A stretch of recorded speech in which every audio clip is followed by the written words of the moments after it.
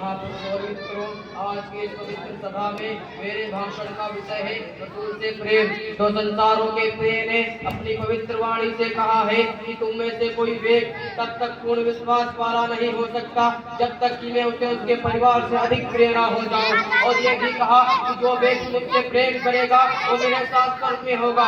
है मुसलमानों, संसार के हर वक्त की तुलना में मदीना के आदर से प्रेम करना पूर्ण विश्वास की परिचय है। और ऐसा क्यों ना हो जब सृष्टिकर्ता ने उस पवित्र व्यक्तियों में वो सभी गुण पूर्णता के साथ उत्पन्न किए जिनके कारण मनुष्य किसी से प्रेम करता है। लेकिन गुणों का दौर खोला जाए तो स्पष्ट दर्शन होता है कि सातों धरती और सातों आकाशों में कोई भी उनके सामान्य नहीं, बल्कि हमारी सिद्धि हमारा विश्वास है कि मनुष्य से लेकर ईसा तक सभी नबियों और रसूलों को जो गुण और शिक्षाएं प्रदान की गई, सृष्टिकर्ता ने वो सभी गुण और शिक्षाएं अपने प्रिय पवित्र जन में एकत्र कर दी। उन्होंने जो दान और नदियां बहाई, उन्होंने अरब के अत्याचारी वातावरण में न्याय और समानता के झंडे स्थापित किए। यहाँ तक कि उन्होंने कहा यदि मोहम्मद की बेटी फातिमा भी चोरी करेगी तो उसका भी हस्त काटा जाएगा। उनकी वीरता और साहस की आज थे कि उन्हें के युद्ध में मुसलमानों के पक्ष न रहे पर वो अकेले काटते रहे। उनकी सत्ता किया दशा थी कि अबू जहल जैसे शत्रु ने भी इनकी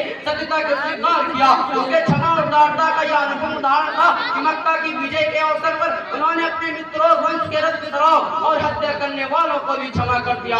इस्लाम के विश्वासियों, उन्होंने मक्का की धरती पर ऊंट चढ़ाने वालों को इस युग का मार्गदर्शक बना दिया। उन्होंने कन्याओं को जीवित दफन करने की प्रथा को समाप्त किया। उन्होंने विधवा स्त्रियों से विवाह करके उन्हें सम्मान प्रदान किया। उन्होंने मजदूरों और दासों के अधिकार दिखाए। उन्होंने मनुष्य के रत्न को काबा से भी अधिक आदरणीय घोषित किया।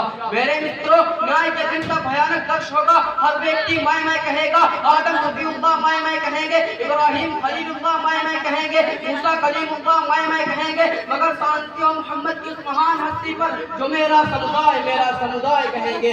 किसी ने कितना सुंदर कहा है कि तुम्हें रथ की उपमा छोड़ो तब भी परिणाम ही है। तुम जैसा न कोई था न कोई आने वाला है। इस्लाम के नुए को इतिहास के पृष्ठों पर एक नहीं सैकड़ों हजारों ऐसी घटनाएं मिलेंगी जिसमें सच्चे और अधूरे का प्रेम का प्रमाण मिलता है। प्रार्थना कीजिए कि परमेश्वर हम सबको और पूरे मनुष्यों को ऐसा प्रेम प्रदान करे। जो संसारों के पास या अपूर्ण नाम का एक गधा था जो अपने प्रिय की मृत्यु का दुख सहन नहीं कर सका और रोते रोते कुएं में गिरकर मर गया।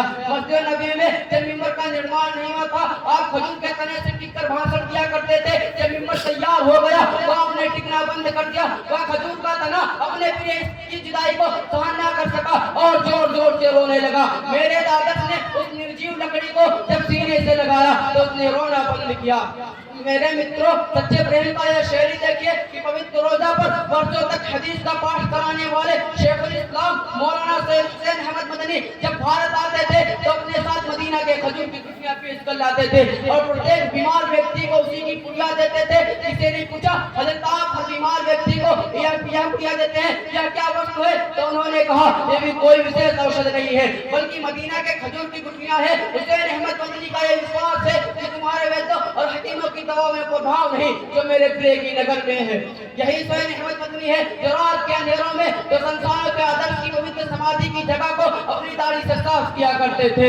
ईश्वर की महिमा यही है, रसूल का प्रेम परमेश्वर हमें भी यह प्रेम प्रदान करे। मेरे मित्रों, हमारे सभी महापुरुषों ने मदीना के आदर्श से सच्चे प्रेम का उदाहरण प्रस्तुत किया है। साथियों ने सच्चे प्रेम का उदाहरण प्रस्तुत किया है। चारों इमामों ने सच्चे प्रेम का उदाहरण प्रस्तुत किया है। ताबईन और तिबा ताबईन ने सच्चे प्रेम का उदाहरण प्रस्तुत किया है। मनुष्य का मनुष्य, वृक्षों ने, पत्थरों ने और पशुओं ने भी सच्चे प्रेम का उदाहरण प्रस्तुत किया है। आओ हम सब मिलकर इस बात का संकल्प और वचन करें कि हम मोहम्मद से सच्चा प्रेम करेंगे और अपने विश्वास को पूरा और संपूर्ण बनाएंगे। हमारी अंतिम प्रार्थना यही है कि सब प्रशंसा उस परमेश्वर के लिए जो संसारों का पालनहार है। मोहम्मद से प्रेम करने की सत्वारिता की पहली शर्त है, यदि इसमें कभी हो तो विश्वास अधूरा है। मैं अपनी वाणी को यहीं पर विराम करता हूँ।